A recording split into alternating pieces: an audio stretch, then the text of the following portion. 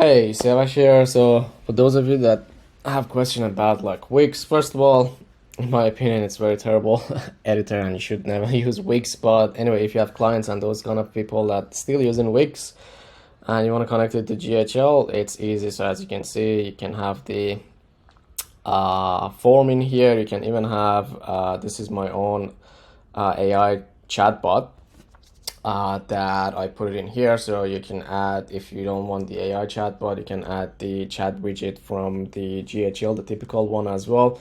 But as you can see, it works perfectly, and you can basically ask questions and those kind of things, and it does a job.